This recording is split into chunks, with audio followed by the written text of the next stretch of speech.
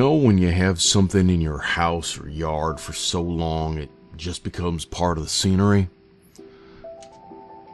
You don't pay any day-to-day attention to it, but you know right away if it was missing or damaged. Well, I'm a retired farmer. I've got more property than I know what to do with and more stuff than I know where to put. After 65 years of living in the same spot with the same junk, everything is just scenery, me included. Early this morning when I was making some coffee, I noticed the scarecrow out back was different. I couldn't quite put my finger on what it was. It's pretty far away from the house, and the way my eyesight is these days, I wouldn't be finding out what had changed until I hauled myself across the field to look from up close. But with the rain coming down as bad as it was, I wouldn't be satisfying my curiosity anytime soon. I forgot about the scarecrow and went about my daily routine. Coffee with a bacon sandwich on rye with butter. I still have no idea how I developed a taste for rye when Peggy was still around. She'd always make fun of me for having exotic tastes. I did my best to downplay my love for the stuff when she made her own bread. It was good, but wasn't rye. That said, I'd give up my stupid rye if it meant getting her back. I had my breakfast at the kitchen table while reading the obituaries. Some poor bastard had published an obit for his golden retriever, Happy. Peggy wanted a golden all her life, and I kept putting it off until her doctor found the cancer. A month later, I was a widower who never got his wife the one thing she always wanted. I hated how that felt. Still do. I tossed the paper across the table and went into the living room to watch some TV. Morning television is horseshit. One of the things that really stinks about getting older is you just can't sleep in anymore. It's not even the fact that I'm wide awake as soon as the goddamn rooster starts screaming outside, but it's how I've been back and forth to the toilet 12 times since I nodded off the night before. It's hard to rest when you got a prostate like a softball. Anyway, I was in my recliner watching some awful television about a judge who yells at people when there was a loud bang outside near the kitchen. I figured some poor dumb bird flew himself into one of the windows or the storm door. I dragged myself off the recliner, headed towards the kitchen, fairly certain I'd have to be replacing some cracked glass. The last thing I needed was water getting in the house. To my surprise, despite the telltale shape of a bird's dusty body on the window, all the glass was fine. Filthy because I'm too lazy to wash them more than once a month, but fine. Satisfied yet tremendously bored, I stared outside and remember the change to the scarecrow. With my curiosity still piqued, I directed my gaze at it. Same weirdness. The wind was making the remainder of the corn stalks bend pretty badly, but the rain had finally tapered off. I pulled on my boots, opened the back door, headed out into the field. Scarecrow stood about 500 feet, or around 150 meters to you gyros away from the house. Peggy suggested we get it back in the 70s. I never really knew why. We didn't have any damn crows. She dressed the thing in an old tuxedo she found at some thrift store, and that was that. Still no crows. Over the decades, the clothes became worn and tattered. The tux was just scraps of cloth, but its cork or whatever wood body stayed pretty intact. That's why I got surprised when it looked different that morning. The thing was built like a tank. I couldn't see a damn thing as I walked through the field in the scarecrow's direction. Most of the viable corn plants were gone, but lots of crappy ones still grew pretty tall. I was soaked from the dripping stalks after just 10 steps. I figured I might as well keep going just to satisfy the diminishing curiosity and feel like I succeeded in doing something today. After a couple minutes, I got to the scarecrow.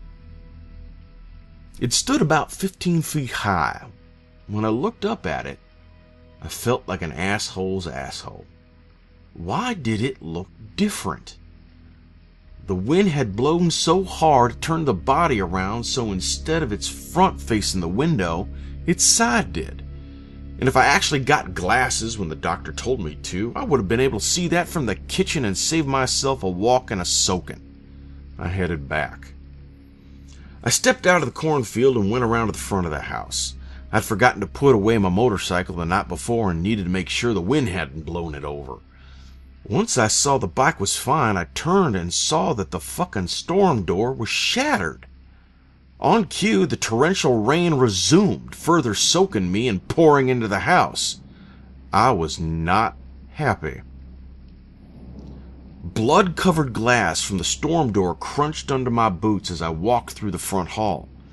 The thing that hit the door must have been huge. It left a trail of gore all the way into the living room. Whatever it was stunk so bad my eyes started to water. As I looked around for its corpse, I stopped in my tracks. The scarecrow, the pouring rain, and the shattered door were put out of my mind when I saw a dog standing next to my recliner. It was terribly injured to the point where I couldn't believe it was still alive. Loops of intestines clung to the floor, leaking putrid grease that bloomed outward as it spread over the hard wood. Its remaining fur, once yellow or some variant thereof, was matted with encrusted blood and other nauseating fluids. It looked emaciated. The flesh of its chest clung to its ribs like rotten shrink wrap.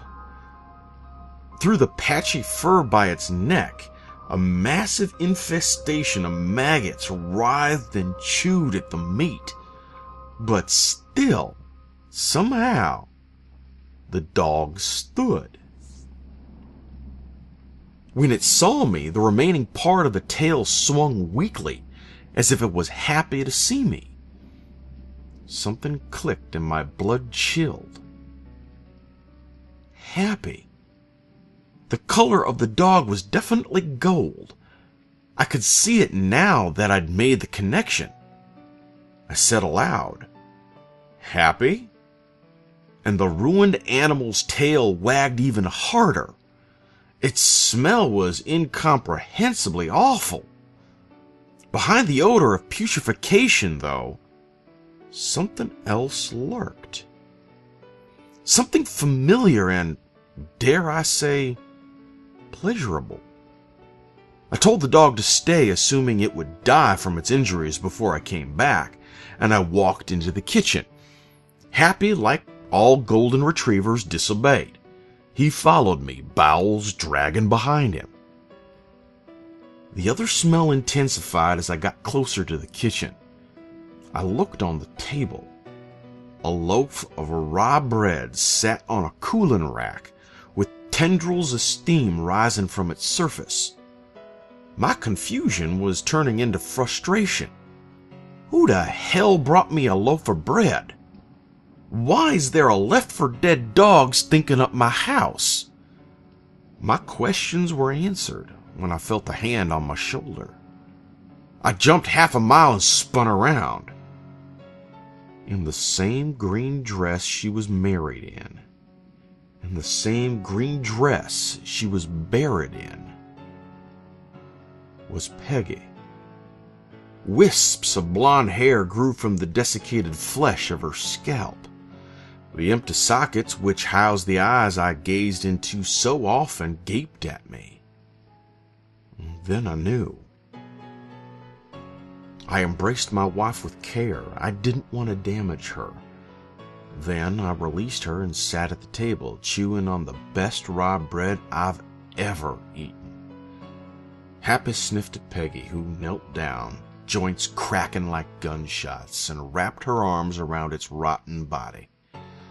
She pressed the side of her head against its wormy neck. I could tell she loved him.